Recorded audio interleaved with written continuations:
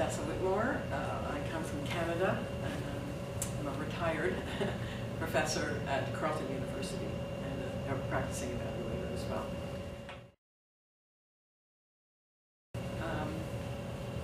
I think all the reasons that the speaker, Martin, just talked about, the recognition and the fact of complexity we can no longer ignore. And we don't know yet how to grapple with this, how to articulate this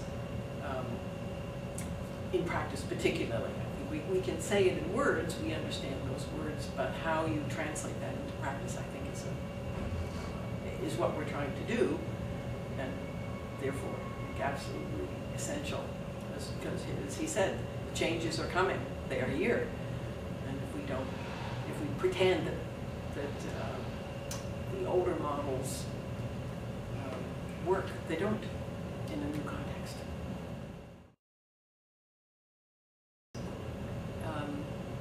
We need to combine qualitative and quantitative. This has been known for a long time. I mean, it's not new, but it's becoming increasingly relevant, I think. So practice needs to encompass a broader range of methods and to respect those. Part of the discussion this morning in my small group had to do with rigor and language. And the word rigor is so loaded. So then we got into, is there other language we can use that will more effectively capture what we're talking about without that kind of loaded thing. So we ended up with complexity rigor. And part of that had to do with the politics of donors and governments who are still, I think many of them, and certainly Canadian, is stuck in the very quantitative paradigm and the accountability understanding of what this is all about.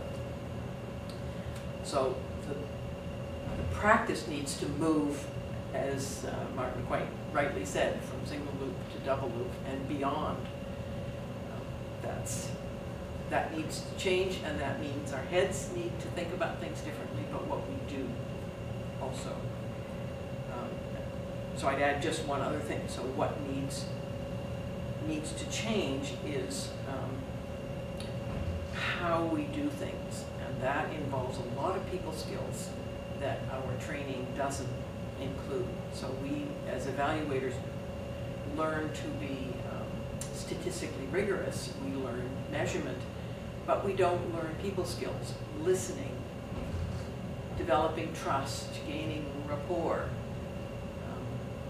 all those people skills that are essential if we're going to actually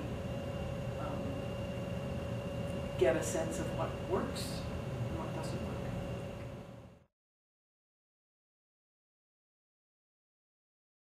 Some of the things that were interesting for me are specific to the case I presented yesterday, which had to do with some of the dilemmas I presented.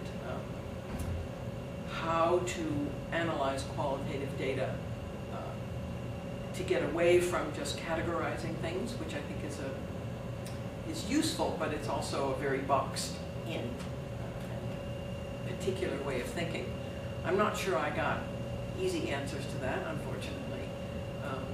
But there were some very specific suggestions on how to overlay what people were telling us, which are stories, with contextual information, which I thought was an interesting, laying out a timeline of contextual changes and then laying on top of that changes in a particular situation, and contrasting those and seeing the connections. That was an interesting way of doing that. I think I really have to absorb, as I mentioned, Dr. Seuss tells us about how our thinkers are sore. Well, my thinker is a little bit sore yeah. in terms of absorbing and thinking about what I've heard. Worrying was just a conversation I was having earlier in which a donor, in this case Gates Foundation, is funding a particular agricultural set of methods which are connected with genetic modification, and the facts of a particular method which isn't genetically modified and is working and is proved to be working is ignored. So it doesn't have anything to do with the fact. What the donor is doing is it doesn't have anything to do with the facts. It has everything to do with ideology in particular, and power and money. So that's worrying to me, is how we can, where are the spaces to intervene, to work with those governments and donors who are very much stuck in those kinds of things. How do you work with them? How do you convince them? Where's the spaces to intervene, to move to a different way of thinking?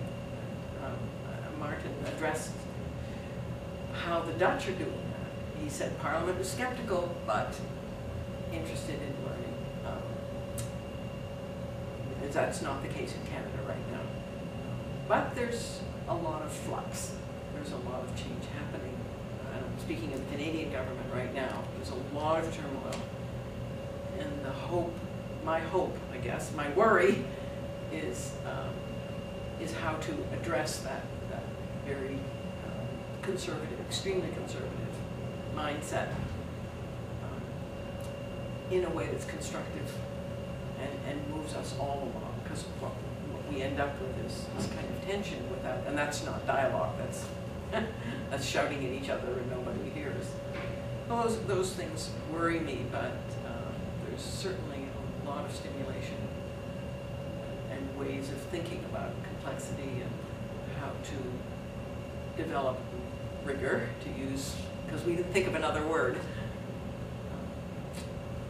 without getting stuck in the language or the implications of